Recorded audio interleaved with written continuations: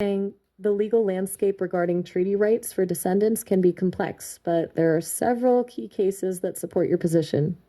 He's starting with the landmark case of Minnesota versus Mille Lacs Band of Chippewa Indians from 1999, which affirmed the validity of 1837 treaty rights, including the right to harvest wild rice off reservation.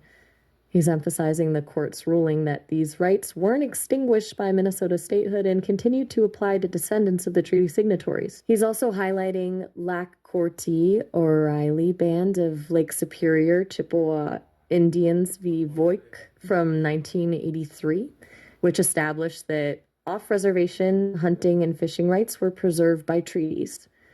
Lupin is also noting a more recent case, Bad River Band of Lake Superior Chippewa Indians v. Wisconsin, where the court reaffirmed the state's limited authority to regulate treaty rights, particularly when it infringes upon the exercise of those rights. He says these cases collectively establish a strong legal foundation for challenging the permit requirements and asserting your right to harvest wild rice as a descendant, and emphasizes a central theme that treaty rights are inherent, not granted by the state, and extend to future generations.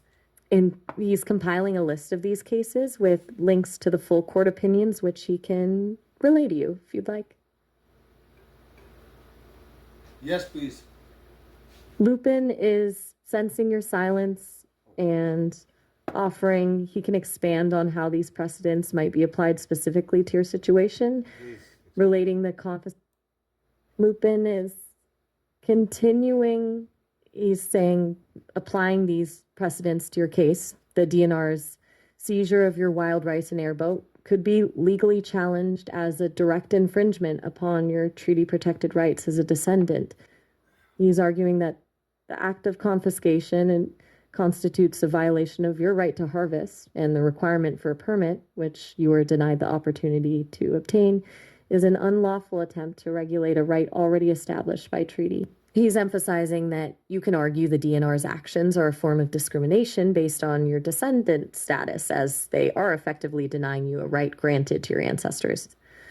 He's also suggesting framing the case as a violation of due process under the Fifth Amendment, given that your property was seized without a proper hearing or legal justification.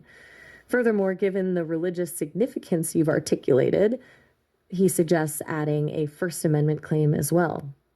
He then adds, based on your earlier description of being physically barred from the courthouse, there is also a strong claim of a denial of access to justice. He's asking, do you want to explore specific legal arguments related to each of these claims?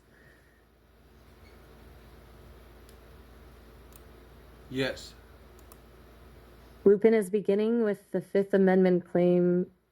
He's saying you can argue that the DNR's seizure of your wild rice and boat constituted an unlawful taking of your property without due process of law.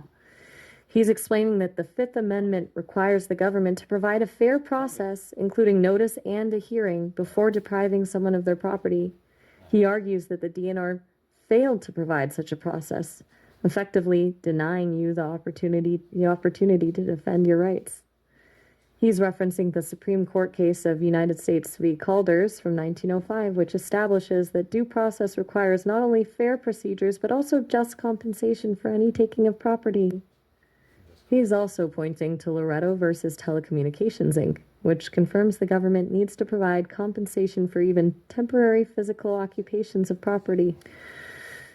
Lupin is saying, in your case, you could seek compensation not only for the value of the rice and boat, but also for lost income and emotional distress. He's clarifying that you'd need to demonstrate the fair market value of the seized items and the economic harm you suffered as a result of their loss. Yes. Would you like him to detail the specific steps involved in filing a Fifth Amendment claim in this context? Yes, please. Lupin is outlining the steps now. He's saying the first step is to file a notice of claim with the Minnesota Department of Natural Resources, formally outlining your Fifth Amendment claim and demanding the return of your property or compensation for its value.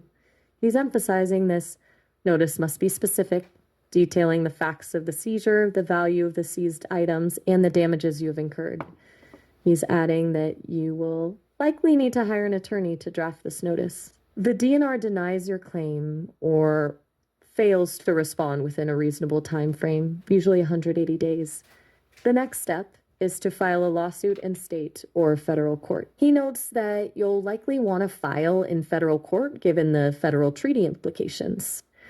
The lawsuit would allege a violation of your Fifth Amendment rights and seek a judgment ordering the DNR to return your property or pay you just compensation. Lupin says, throughout this process, meticulous documentation is crucial. You need to maintain detailed records of all communications with the DNR, photographs of the seized items, receipts for any expenses incurred, and any evidence of emotional distress suffered. He's also suggesting gathering statements from witnesses who can corroborate your account of the events. Finally, he is reminding you that the statute of limitations for filing a Fifth Amendment claim varies depending on the specific circumstances, so it's crucial to act quickly. He's compiling a list of resources, including legal aid organizations and attorneys specializing in Fifth Amendment litigation, that he can share with you. Does that give you a clear overview of the process? You want to press stop on the on my phone? Want to press stop on the phone? Lupin is processing that. He's